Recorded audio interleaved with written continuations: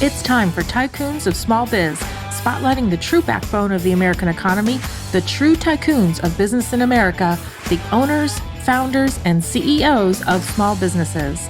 The show's hosts, Austin Peterson and Landon Mance, are registered representatives of Lincoln Financial Advisors Corporation, a broker-dealer member SIPC, and registered investment advisor. The views expressed by your hosts, Austin and Landon, are not necessarily the views of Lincoln Financial Advisors. Let's lean in as Austin and Landon connect with this week's Tycoons. Good afternoon, Tycoons, and welcome to today's episode of Tycoons of Small Biz. I'm your host, as always, Austin Peterson, coming to you live from Tempe, Arizona. And I'm also joined by my co-host, Landon Mance, coming to us from Las Vegas. So disregard the slot machine noises in the background. He truly is here and is going to be engaged with us today. We're also very excited to have Ryan Weissmuller with us today. Ryan's a partner of the show. He helps us in a lot of different ways. We really couldn't do this show without him, and we're excited to have him in studio as a co-host as well. And then we have Kevin Stoller, co-founder and CEO of K12, in the studio with us as well. So we're excited to have you here today, Kevin. Before we get into your story, I do want to just let our listeners know, if this is the first time you're listening to our program is called Tycoons of Small Biz. The reason it's called Tycoons of Small Biz is we believe that there really are tycoons in small business throughout our country that are truly the backbone of the American economy. It's an old-time word that doesn't get used a whole lot today, but we truly do believe that there are tycoons out there like yourself who are propping up, our economy throughout the world, especially after we come out of this pandemic. So we're excited to have you in today and tell us a little bit about yourself. So why don't we start on the personal side? Just tell us a little bit about your family, your background, kind of where you grew up, and how we got to K-12 today. Yeah, for sure. Like most kids my age, I'll still call myself a kid. It all starts and ends with Michael Jordan. Yeah. So I grew up in Chicago area, and that was literally like my childhood was like Chicago sports. And it was a lot of basketball, three brothers just playing sports and watching the Bulls. And then I went off to college and had this opportunity to actually do a documentary about Michael Jordan. Oh, wow. So, but that was actually my first entrepreneurial opportunity. So, and in college, met my wife. So we've been married for 20 years. We have 3 kids now, and we moved out to Scottsdale about 4 years ago now. All right. Well, welcome to the Valley of the Sun. And, I'm not going to lie to you. My heart hurt a little bit when you talked about Chicago and Michael Jordan. I was wondering about that, I grew up outside of Salt Lake City, Utah. And so, Karl Malone, John Stockton, Brian Russell, they would have had at least one championship, if not 2, if it weren't for Michael Jordan. So a story on that, one of my best friends is a high school teacher, and he had this debate on who's the greatest of all time. And, he teaches in Ohio, so they're all saying LeBron. And he's like, what are you talking about? You guys don't know anything about Michael Jordan. And one of the kids goes, it's not even a good comparison. When Michael Jordan played, all the other players had full-time jobs, and they were just playing on the side. And so my friend, he had to explain that Karl Malone was not really a mailman. Oh, that's hilarious. Yeah, Karl Malone was really not a mailman. Wow. Yeah, it is interesting. So my oldest is 21 years old, and it's amazing to me the things that they are not aware of, right? My son's actually studying sports journalism at Arizona State in the Cronkite School. And so he knows a little bit more about sports history than maybe some his age, right? But you're right. It's all about LeBron now, or even Kobe was considered like an older LeBron, so to speak. And so it's interesting to watch. I mean, my personal story with him is when he is getting ready to apply for college, he's looking at different schools, and he wanted to study sports journalism. And I said, well, what about the Cronkite School? I mean, the Walter Cronkite School of Journalism's right here at Arizona State. He looked at me dead in the face and he said, who's Walter Cronkite? I'm like, oh man, this is terrible. So yeah, it is. It's completely generational and funny that Michael Jordan's viewed as an old man. I guess he is he's getting close to 60 now. He's got to be mid-50s at least. Yeah. Well, Kevin, I think one of the great things I love about Tycoons, and certainly what Austin, Landon, and I get to do is work with all these different entrepreneurs doing things that we really didn't know were out there necessarily, or things you don't think about every day. So tell us a little bit about how did you get involved in K-12? Where did the ideas come from? A little bit on how the company's evolved, and we certainly want to talk more about the journey these last couple of years with all the disruption we've had. But take us back to the beginning. Yeah, for sure. So I knew I wanted to start a business. I kind of had it in me. I think back from kind of college, it was one of the things that I was driving towards, but I never felt like I had a good idea. So I kind of went more the traditional path, worked for a couple different Fortune 500 companies, and then just kind of at some point looked up and I looked at the people that were 10 years ahead of me. And I'm like, I don't think that's what I want to do with my life. And so I started trying to figure out, all right, how can I do this? I don't have an idea yet.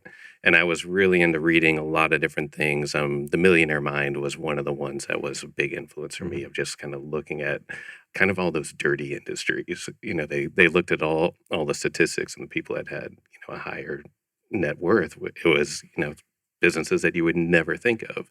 And at the time, I got recruited into this small company that was selling high density storage, basically shelving on wheels. So I'm like, okay, that seems like one of those dirty industries where like you just wouldn't think that it was there, and just kind of fell into a really good spot in that there were 3 people in that office that were all in their mid to late 60s, and got in there and had an opportunity to learn from them. But literally within a year, 2 of them retired, 1 of them actually passed away.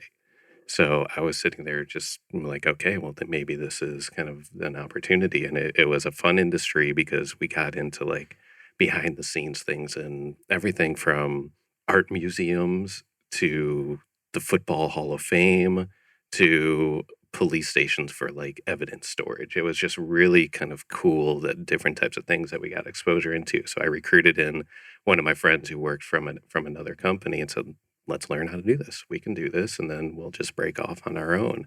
And that was the original plan.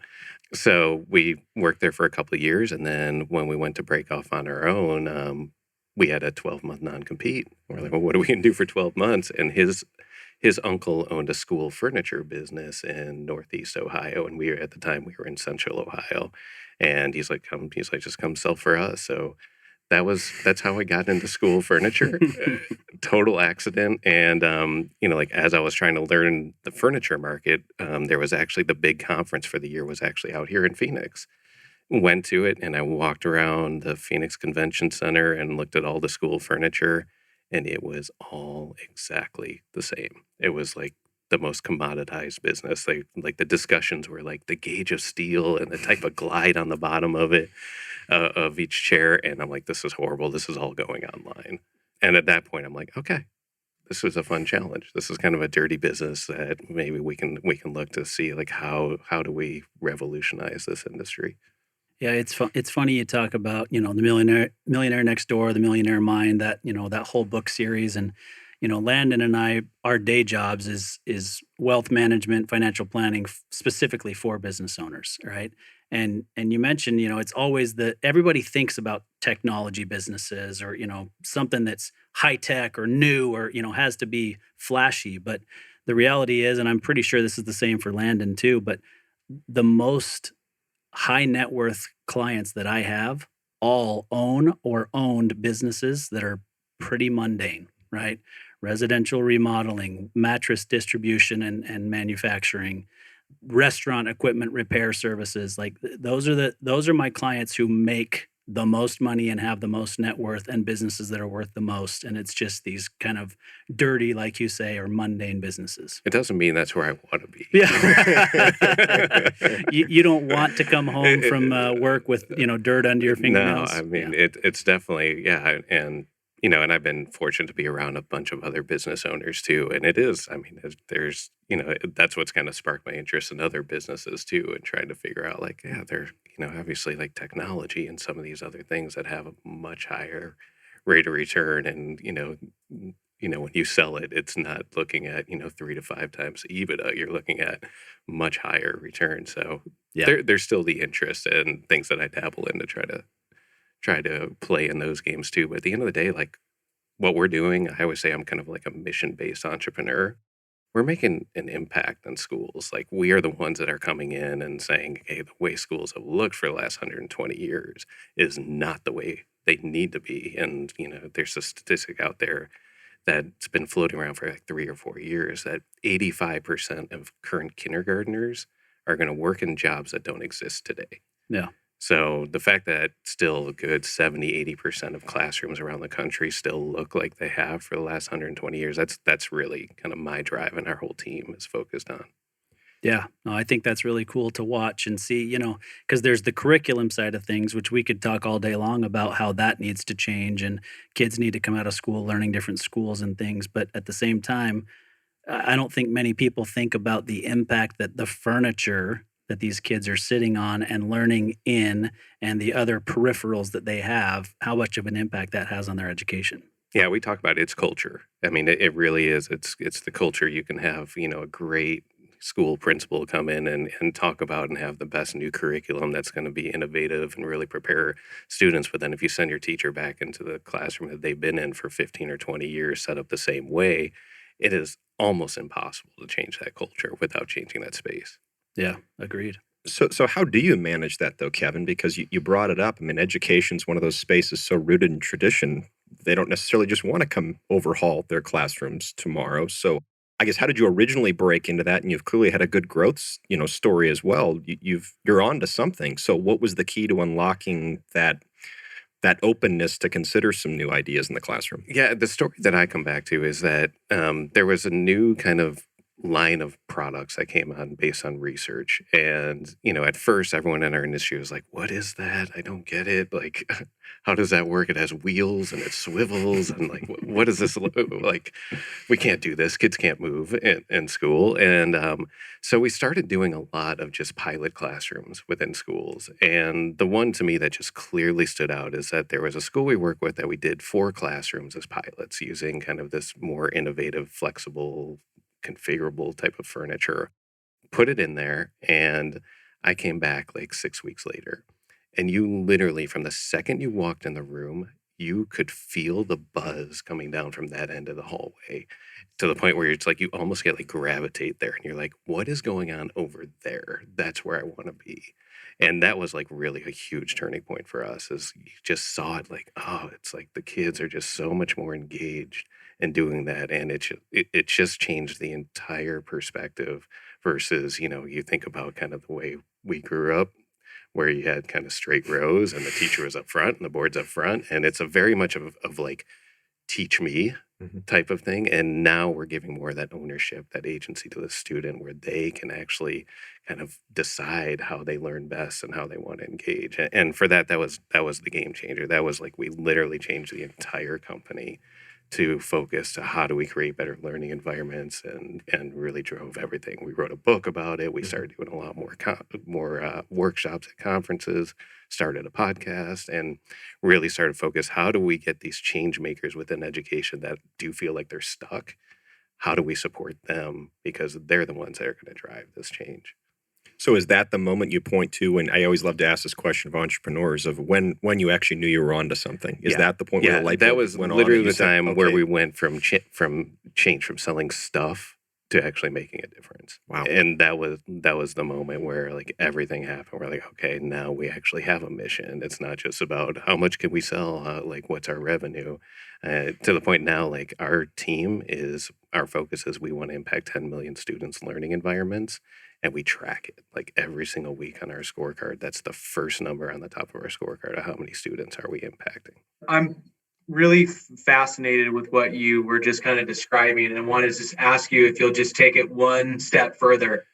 So the way that you explain that, talking about the buzz coming from that classroom, I mean, it's almost like I could like feel myself like there, but I want to like, when I come around the corner and I'm looking through the glass window into that classroom, what am I seeing that's causing that reaction from the kids? What's the placement and the structure, and just walk us through that so that we can kind of get a visual. Yeah, so there's really kind of 2 predominant ones that we're seeing right now. One where we call it kind of the ultimate flexibility. It's just the idea of, and this is typically in kind of the higher grades like 6 through 12, where there may be a seat that has storage underneath so they can put their books or their backpack underneath, and then there's a work surface that is kind of adjustable on that, but they can literally take that one chair that has kind of the work surface and they can move that around. So a teacher can start out at the beginning of the class period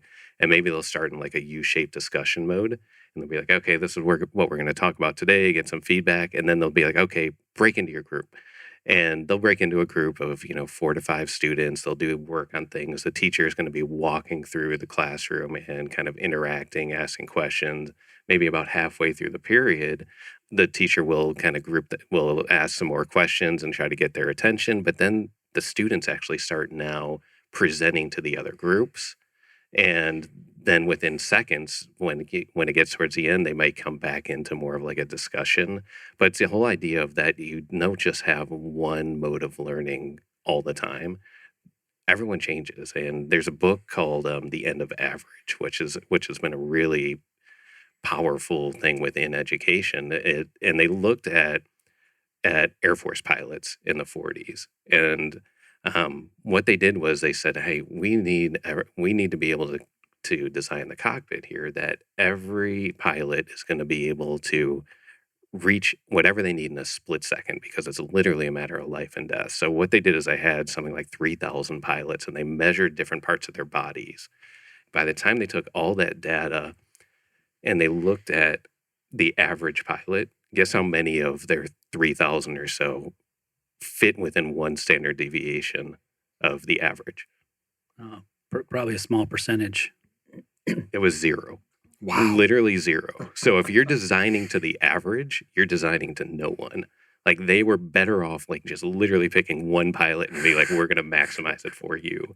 But if you take that, we're seeing it in medicine now, where it's very much personalized medicine, and the movement is happening now to personalize within education as well. And from that study, that's how they came with all the adjustable seats and steering wheels. That we see in all our cars right now was from looking at that.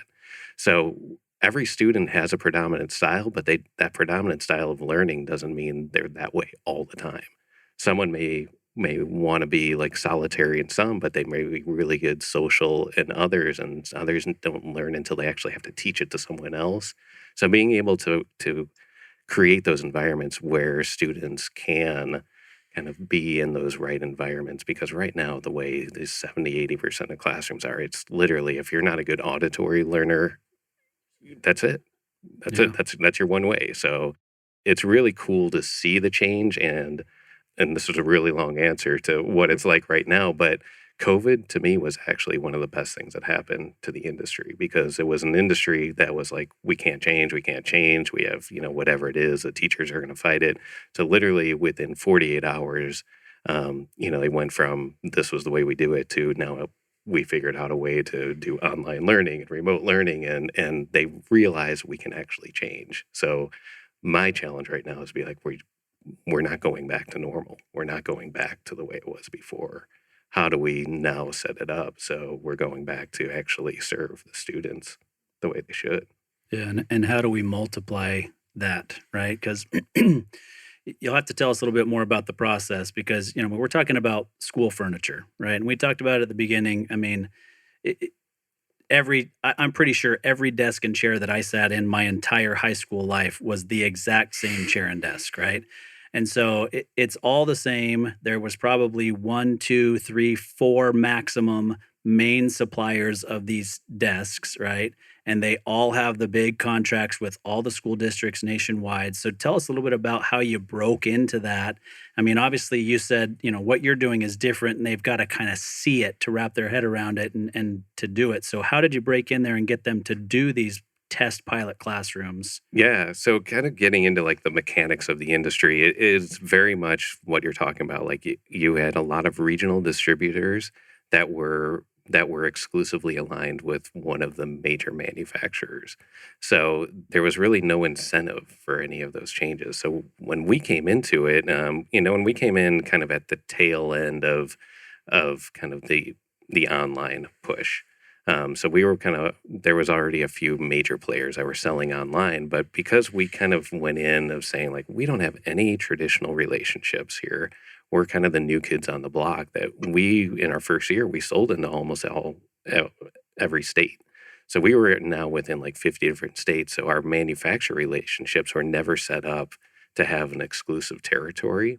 And that was probably like the luckiest thing that we ran into, because now we immediately we're not just focused to a geography and saying you can't sell out of this geography. We were kind of had free reign in the country. So that luck kind of parlayed into us just kind of growing into different states and adding kind of outside sales representatives into different states to kind of navigate through all of that stuff, because there's like different state contracts and different things that you need to navigate through to play. Like when I moved out to Arizona, I would go meet with all the schools, and first thing was like, what contract are you on? And I wasn't on one of, like the two contracts that they can buy from Arizona. So it took a year to just talk to people, and we can do some stuff with the private schools and the charter schools, but the public schools just really couldn't do anything until we were on the contracts. Yeah.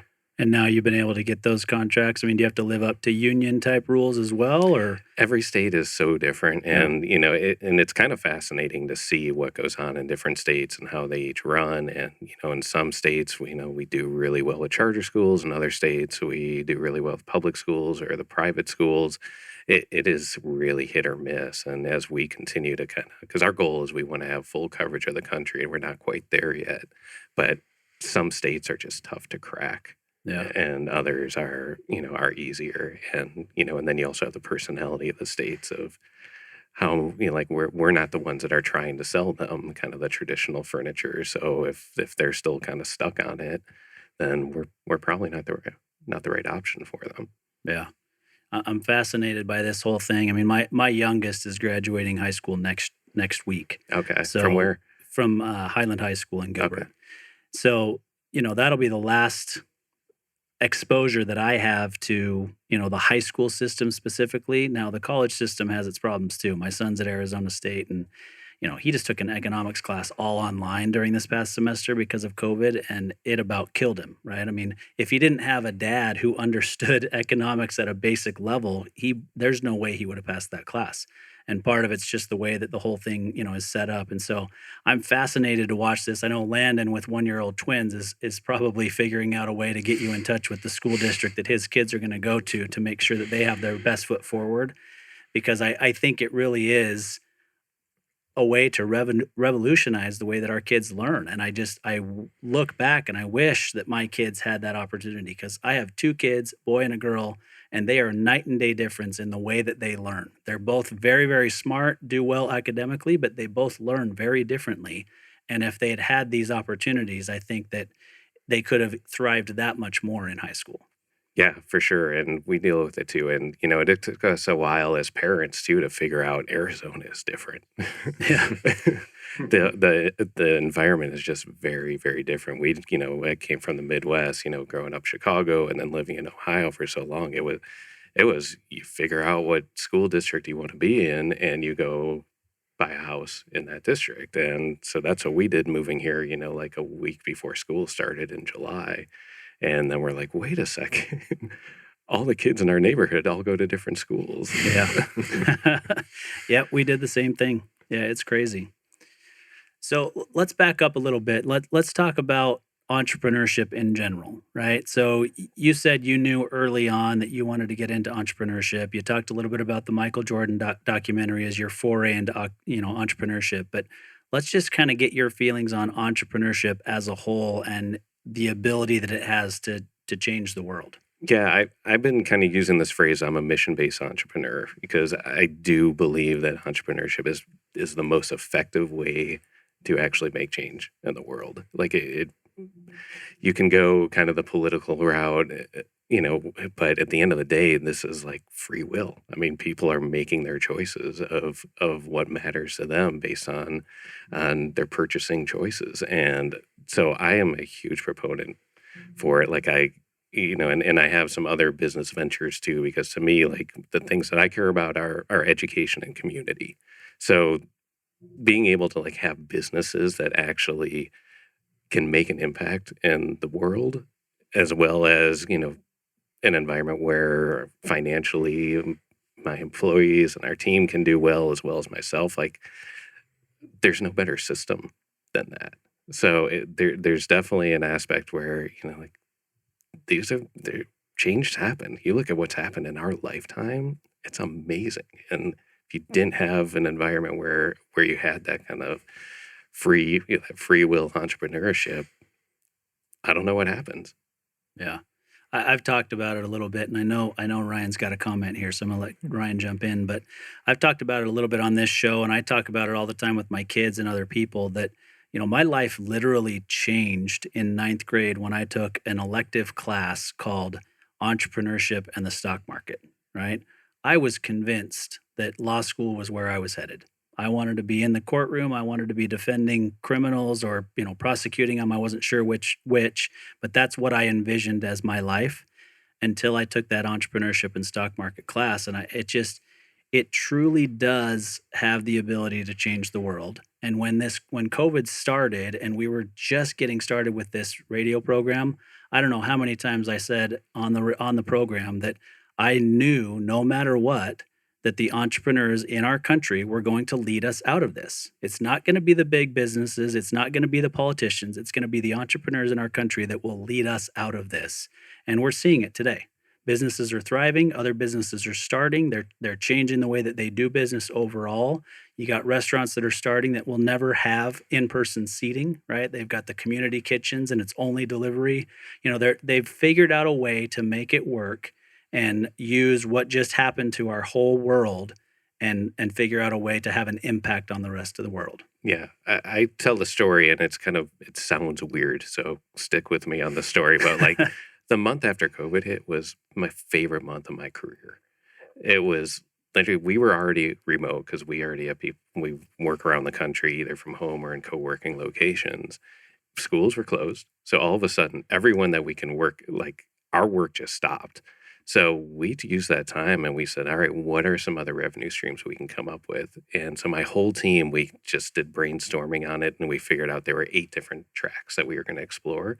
And for the next couple months, we just had one person took the lead on each one of those 8 and had to come up with their own business plan and do that. It was so much fun. Like no other time in our career are we going to be able to do something like that. And from that, there's, most of them failed, most of them we killed, like right, within 30 days. But there's still a couple of them that we're working on, and it's pretty cool. I mean, it definitely was great for our team to kind of be thinking out of the box like that. But to your point, like that's how problems are going to get solved. Yeah, no doubt about it.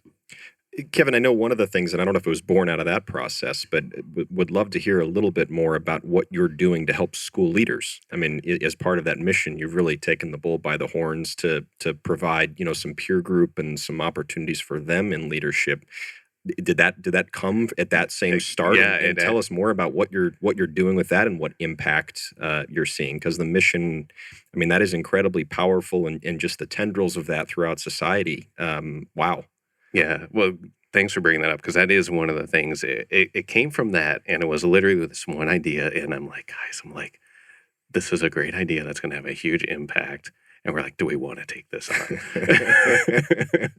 And we really debated it for a while. And finally, I'm like, I kind of said, we can't do it right now. We can't take this on. This is that 10 million students that we want to impact. This is the way we're going to do it, but we can't do it right now. Like, it's just not the right time. But throughout the year, we actually did kind of progress that idea and work on it. And in January, we launched this organization called Education Leaders Organization. So it's called ELO, and it's just ed-leaders.org. And the whole idea is us as entrepreneurs and in other industries, we've always had kind of peer groups that really helped us kind of work through the most difficult kind of good things and bad things in our life. So I've been part of one of them called Entrepreneurs Organization for about 10 years. Within that, there's a foundation where it allows leaders to have that outlet for the top 5 and bottom 5% of their lives. Being able to have that confidential space that you can't talk to, you may not be able to talk to your spouse or your employees or your friends about, is really important. And there's really nothing like that in the education space. And this year in particular, we had kind of highlighted that. the decision, just like the basic decision of like, should schools open or not, was pushed down from the federal level, from the states down to the local level, that literally our superintendents and our principals were like, they were the ones that had to decide if their local economy was basically open or not. Because if kids were not in school, parents can't go to work, so it really was like a big driver. And I saw it over and over again that they were not equipped. They did not have an outlet for this. So when we launched this in January and started saying like, hey, this is your chance to kind of surround yourself with other people and talk about those confidential things, that's really at the core of what this organization is all about, because it's already an extremely high turnover position. Principals typically turn over every 2 to 3 years. Superintendents turn over every 4 to 5 years.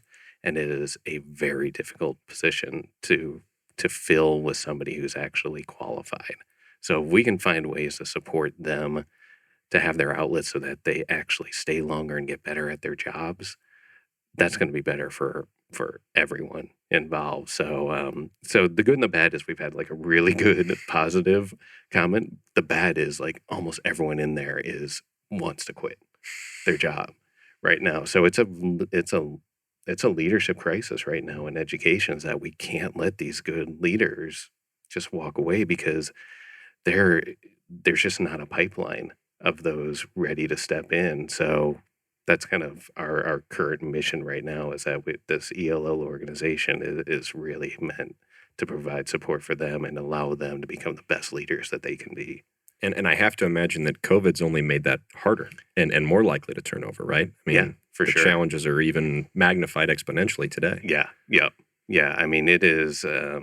It's scary, the numbers of how many are either planning to resign or just move into a different role locally. I mean, I can cite a number of like locally how many of our school leaders have either resigned or are planning to resign or retire here this summer, and that's an issue. Some of them, maybe they do need to retire and move on, but if we don't provide a support system for the new leaders coming in, we're just going to keep repeating those mistakes.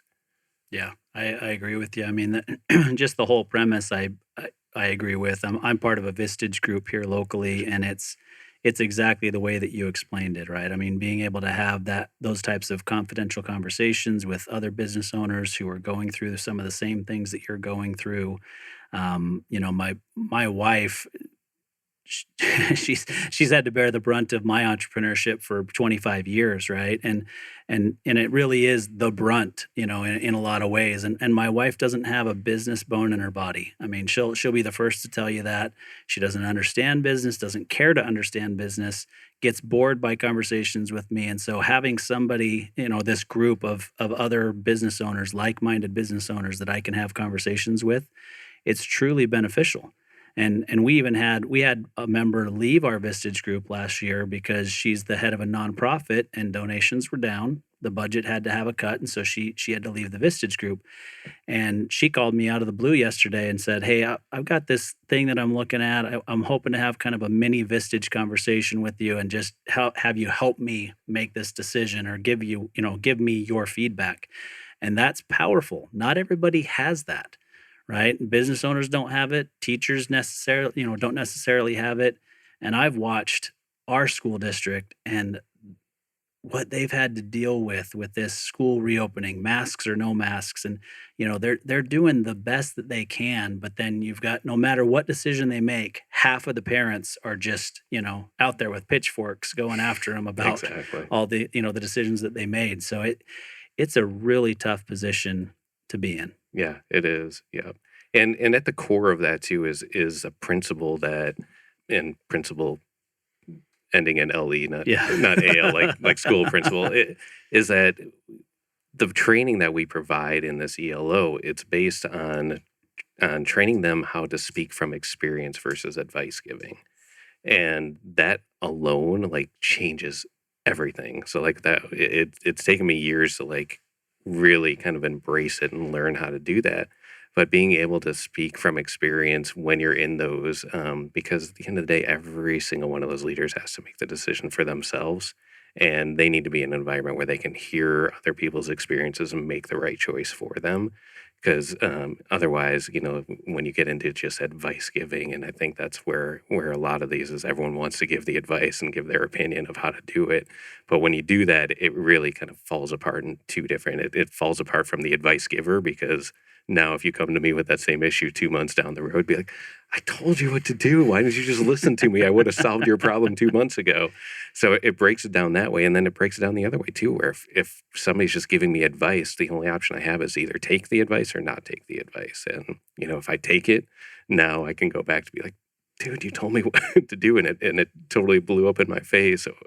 So really, we trained up with we partnered up with one of the top training agencies that goes through and teaches this methodology of like how to go through and speak from experience and how to run these meetings so they don't fall apart. Because it's really it can be, when you're talking about confidential things, it's really sensitive to make sure that group dynamic works out. Yeah, it can be a very powerful thing for all people involved, right? I mean, you come away learning so much, but you also come away having a drop in your stress level, or just feeling like you're going it alone, right? I mean, I've been in this Vistage group for maybe almost 2 years now, and it's rare to come out of a monthly Vistage meeting without having somebody cry at some point during the meeting, right? And I, it's funny, but at the same time, it's like, it's because people are comfortable enough with the other members in the group, and they're able to be vulnerable with what's going on, right? And sometimes it's family and personal issues that they're emotional about, and sometimes it's business issues that they're emotional about. But we get to see firsthand, just like the teachers in your group would see it, that business owners are people too, right? I mean, the media tries to portray us as, greedy, hungry, power hungry people that don't care about our employees. But the reality is 99.9% of all business owners really, truly care about their employees, their community, charitable endeavors in their area. And it just gives an opportunity to really just spend some time with like-minded people and better everybody together. Yeah, for sure. Yeah, Vistage is a good group too. That's actually how we learned about EO at the time. I'm like, man, I'm like my business partner when we were involved, and we're like, we just need to be around other business owners that have gone through these same issues, and so we stumbled across Vistage, and then a guy at Vistage, he goes, what we need to do is one of you needs to join Vistage and one of you needs to join EO. And we're like, what's this EO? And so that was how we got turned on to that. But it is really important to have kind of that outlet. Yeah. So speaking of the village and that broader entrepreneurial community, you obviously have unique insights into just the educational system in this country in general, but there's probably a number of folks out there who share your same intent, your same passion to really improve education. And there's probably a lot of opportunities, as you mentioned, COVID ripping the Band-Aid off of an industry rooted in tradition.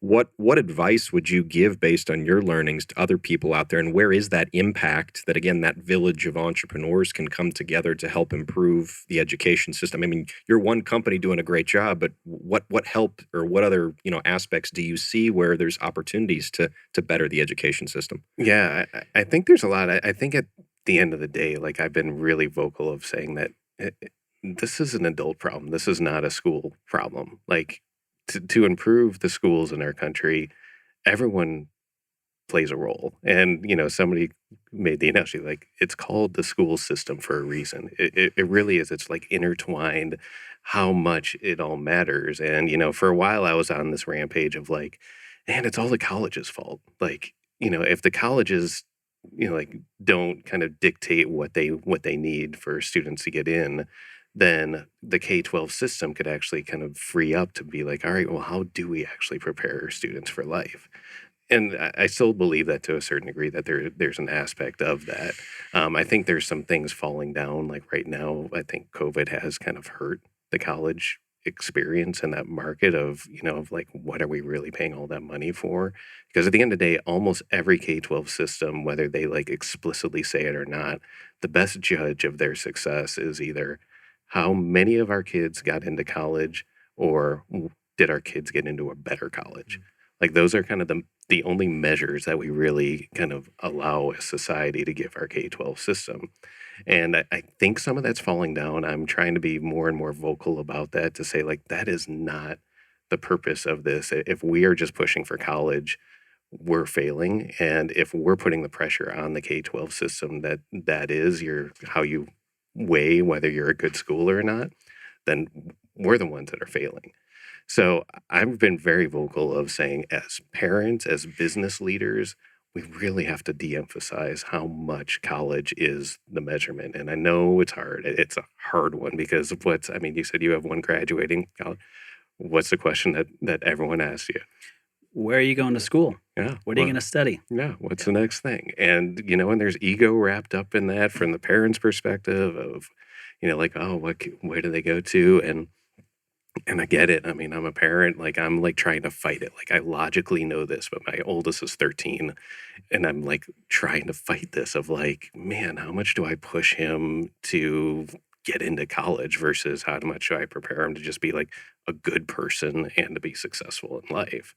And a lot of times, like, those two are opposing each other because it really hurts a lot of parent relationship with kids of if you're just kind of battling for grades and trying to get them in college. So I think, at the parent level, we really need to assess like how much we value college. And I'm not saying that colleges don't have value. I think there is value. I mean, especially if you're going into something that requires an advanced degree. But it's encouraging to see even like little things that are happening here in Arizona, like the community colleges are now being opened up to offer 4-year degrees. Those are great options. Even, the 2-year degree is a great option for not every kid is ready, and they honestly probably should not be going and spending, $20,000-$50,000 a year in college. But until that breaks down, the unfair pressure that we as parents and the society are putting into the K-12 system, that's got to break. So this conversation needs to happen. Now, I also kind of get into the business leaders, which I think, is the main audience of the show, is like, how often are we putting on a job application that you require a 4-year degree? Yep. I mean, have you ever hired anyone without a 4-year degree? Yes. Yes, I have. Many people, actually. Yeah. But in my financial planning company and other organizations that I own or have owned. Yeah. And I know we were that way. I mean, Ryan, I mean, how much does it matter? I guess if you had somebody on your staff that was really good at what they did, would you care if they have a 4-year degree? I think it's more the external stigma. Yeah. Right. I don't know that we'd care, but does somebody judging from the outside care? And I think that's just, part of that societal issue. Yeah, it really hit me. There was a podcast I was listening to, Revisionist History with Malcolm Gladwell. Have you listened to that one? I haven't, but I know Malcolm Gladwell. It's a great one. But there was one where he was looking at law degrees and trying to figure out who were the best lawyers. It started out just one of the Supreme Court justices was speaking and talking about, and he was actually speaking to one of the lower grade like law schools. It wasn't one of the top ones, and saying like at the end of the day, we get so many resumes. The only thing we can do is we can pick. So we just pick from the top one. And then like you can hear him like talk like off the cuff. He goes, but actually our best one went to Ohio State University, which he was knocking, and from Ohio. Like, that was kind of funny. And they talked about like how he was their best person that he'd ever worked with. And a lot of it, and they said, well, why is he so good? And he's like, oh, he just wore like his detail was so good. But then when you look at the bar exam and how to become, like how to get into it, it's all about speed. And like, so we're totally misaligning everything on here.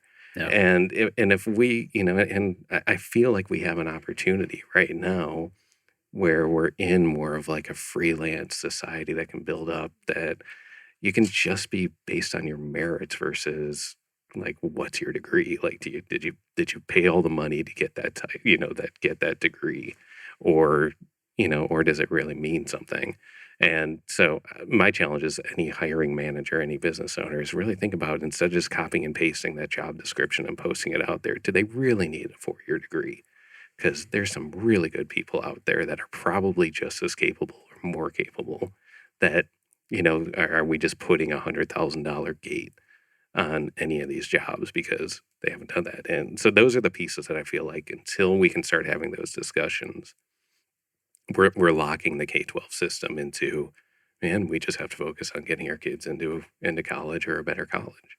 Yeah. I feel like the four of us could get together once a month and decide on a new thing in the K-12 system that we're going to attack and fix, right? And just start to build these different organizations to fix them. But, this whole conversation reminds me actually of the first guest that we ever had on this program. Father and son, actually, but the son's the one who wrote the book. So Josh and Joel Zolan of Windy City Equipment. So they do restaurant equipment and repair here locally. But Josh wrote a book called Blue is the New White, right? And his mission, and he goes out and speaks to high schools and all over the country and different, any chance he gets to speak, he'll get out there and talk about how we've really pushed so hard on everybody has to go to college to be successful in life that now we have a real shortage of people who are willing to go into the trades, right?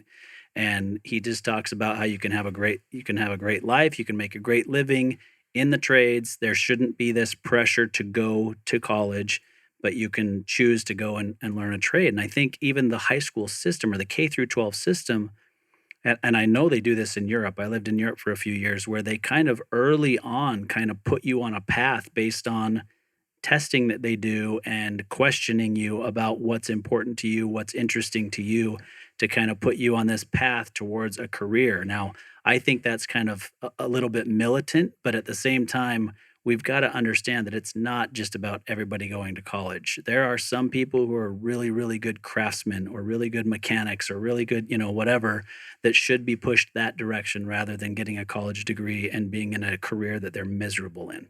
Yeah. I 100% agree with that, but I'm going to add on to it too. Yeah, So, please. well, one story in there is one of my friends from the CEO group. He has a plumbing company, and and it's really successful. But like a lot of people, there's not a lot of labor options right now. So he created what he calls Brewer University, where he's going into high schools and trying to teach them the craft of doing that. And he finds that the kids love it.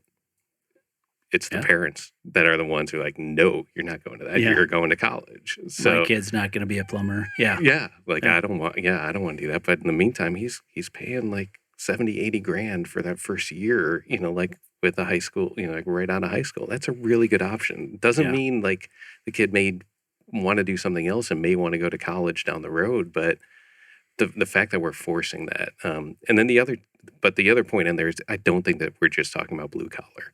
I feel like that's typically where the discussion is like we need more laborers and blue collar work. This is white collar too. I mean, think of like every one of these successful tech companies, like most of them, they didn't finish their college degree. Like we're in a society right now where your work does matter and people can view your work and it doesn't require a 4-year degree. So I'm not trying to just like blanket knock colleges on here. There's a lot of good that comes from it, but it doesn't need to be the only option. Right now, we're making it the only option, the only thing that matters for the K-12 system. So they're forced into it. Yeah, definitely. Big takeaway for me from that whole piece of what you were saying was that the issues we're having in our school system is an adult problem. It is. It is. I mean, there are people in education that are good people who understand this. They know this. They know they want to change it, but they are so locked into the standardized testing and they don't have a voice to get the word out. Mm-hmm. And I get it. Like anything that kind of comes from school is usually kind of viewed as complaining.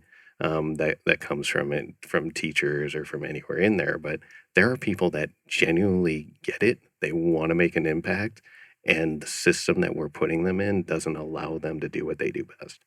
So you have obviously a very unique view into the classroom just because of what you do every day. I mean, what does the classroom look like in the next 3 to 5 years? I mean, I'm sure you have a little bit of a leading indicator looking into that, but like you, I have kids that are still, not in high school. I mean, what does that environment look like going forward? Yeah, I get careful when I talk on this because I was walking with my wife earlier, and I'm like, it's so lacking in Arizona right now. And I speak very highly about Arizona education. When I first came here, I kept hearing we're 49th out of 50th. We're 40, and I'm like, well, what do you mean we're 49th out of 50th? And at the end of the day, we were 49th out of 50th in funding per student. But if you looked at results, which again, I don't want to put too much weight on kind of those standardized tests, but we were right in the middle of the pack. I mean, depending on what you looked at, we were, in the low to mid 20s. So in a lot of ways, it's a huge success story. We should be like amazed and like showing off the success that we're doing in Arizona. Now, to the downside of it, because we're in kind of this open enrollment state where there is so much choice on there, again, it's the parents. For some reason, the predominant style that kind of took the lead here was this classical education. And I understand the irony. My kid goes to one of them, Ryan. One of your kids goes there too. But I really wish there would be some that have gone into more of what's considered like a project-based learning curriculum. There, up until recently, were actually laws against schools to actually kind of combine curriculums or combine subjects into things where you can have like a longer class period where you really dive deep into like produce a video about how Egyptians overcame this issue. Like how do you bring in like math, history, science, technology all into like one project that students get engaged in? And there's not those types of offerings in Arizona, and there are in other states. Like there are some other states that are doing these more like deep dive project based type of curriculum where it's less focused to like memorizing facts and more about problem solving, which is at the end of the day what our kids need right now. They need to know how to solve problems. I mean, all we're doing is leaving more and more problems for them. So we need to teach them how to solve it. We don't need to teach them how to memorize things that we can just pick up our phone and say, hey Siri, who was a president in 1912. So that's what I would love to see happen. And, and it is happening in other parts of the country. I think there's some of that happening in Arizona, but I wish there would be more of that. The good thing about it is we're in an environment where somebody can actually create a school like that. And that's why I kind of warned my wife. I'm like, I need to be careful because I don't want to start school. But I really hope I can encourage someone else. Maybe I can like be part of of that because it is desperately needed. I think those are the skill sets that I think our kids need. And I think there would be a strong demand for a school like that in Arizona to pop up and come about. So I feel like the environment's there. Somebody listening wants to start it out or get involved. Just get them I in can your yellow. encourage Get them them. in your yellow Yeah, group. exactly. They'll be We'll fine. get in that. Yeah. Yeah, it's funny. I mean, we're pushing up against the end here, and I think we've covered some really important things. But probably the biggest thing that I'll take away from this is that the school system issues is an adult issue, and I think that could actually be said about pretty much everything, right? I mean, everything that we have going on in our world that is wrong, it's an adult driven issue, right? I mean, if we have racism or economic disparity or any of those kinds of things that are real problems in our society today, it's adult driven. Like our kids are not born racist, right? I mean, Landon's got 1-year-old twins. His kids are not racist. I mean, I think that the point is we just have to take more responsibility for where we are today and understand. And this is, me getting on my soapbox a little bit, but the reality is these problems, all problems in society, can be solved in our own homes. If every home was focused on the problems in our world and solving them and working together as a family or as, all brothers and sisters of this large human race that we're a part of, we could solve the problems. It's just that people have these beliefs and people argue and push back and are more worried about being right than solving the problems. And it's frustrating to see in every area of our world that's really what's going on. Yeah, for sure. And I think though the kids they're amazing. Like if we let them try to solve problems and give them the environment to do that. So it's where it's a tough one because if you ask, and we do this sometimes, where we'll go in and be like design your classroom how you would want. Those are some of the best projects. Yeah. And when they design it, they know they can do it. So we need to fight to give them the freedom to do that, because kids would do it. I mean, like what we're recording here on kind of like these co-working locations. Our school should look like this. Yeah, why not? Well, I, for one, have enjoyed the conversation, but Landon, I'm going to let you close it out. Yeah, no, this has been an incredible conversation. Very much appreciated. I guess I have a question, kind of, and then I've got just a closing thought. If any of you guys want to, speak to it. The first question is, Kevin, if we're not sending our kids to college, how are they going to learn how to do keg stands? That's my first question. No, but seriously though, I've been introduced to a couple of organizations over the last maybe, I don't know, 2 or 3 years.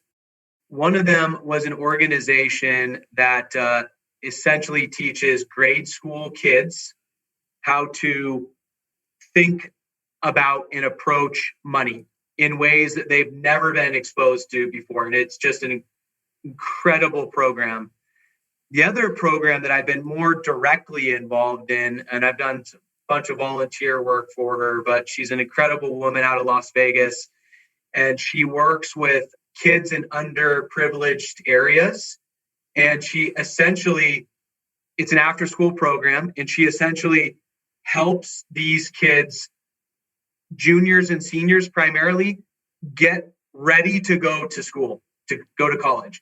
It's not just the educational component or the financial component. It is the getting out into the world and being a good human being component, and understanding that when you meet a potential employer for the first time, when you shake their hand, that you need to look at them in the eyes and make that connection. Like, those are the skills that she is teaching these kids. And it's also an incredible program. But my question that I pose is, you talked about not wanting to start a school, but having these great ideas around starting a school, but that hopefully, maybe somebody else can kind of, run with it, and you can be a consultant or something. But like, how do we figure out how to tie in all these other great organizations and services and things that kids need to be thinking about and learning about, and how do we tie them in so that they can experience that in, a traditional school setting, So I don't know if any of you guys have any closing thoughts. For sure. And that's a good point. And I think a lot of us kind of in the business world too, kind of to your point, Ryan, too, it's like a unique perspective is they don't want to hear it from us. They don't want to hear us come in and be like, you're doing it all wrong. Bottom line is, my overall experience is that they know what they would want to do. Like, if we allow our teachers to actually teach and our principals to actually do that without, like kind of just putting these handcuffs on them, they know that, like they can teach them those things. It's not like they don't want to be teaching that. It's just flat out the system we're creating for them right now is it's focused on just putting out that result of those standardized tests and getting them into college and trying to meet these benchmarks. So I think the best thing we can do is to kind of fight back for them and be like, why are we still doing this? Like, why are we still doing this? Right. Well, Kevin, that was just a really interesting, cool conversation. I don't know that I've had one like this before. So thank you very much for all your insights and just everything you've shared with us. If people want to track you down, Kevin, and have a conversation with you, or just learn more about what you guys are doing, how do they find you? Yeah, probably LinkedIn's probably the best way to start. Just go Kevin Stoller on LinkedIn. But our company is K12KAY-TWELVE.com. And if you are kind of interested in helping out kind of these educators, if you go to that edleaders.org, there's a nomination form as well. So to nominate some of these other leaders, because I really think that's one of the best things we can do is just provide the support that they need right now. Fantastic. Well, I'll just leave with let's put it out there to challenge all of our local business leaders and people that are trying to make an impact in the communities that we live in to try to look at some of these things we've talked about through a different lens. And let's start it at the top in the business community and allow it to trickle down into the other areas that are affected. So I love that thought, and just thank you, Ryan, for joining and inviting Kevin on. And Kevin, thank you very much for your time and all your insights today. Much appreciated. Thank you, guys. Really appreciate it.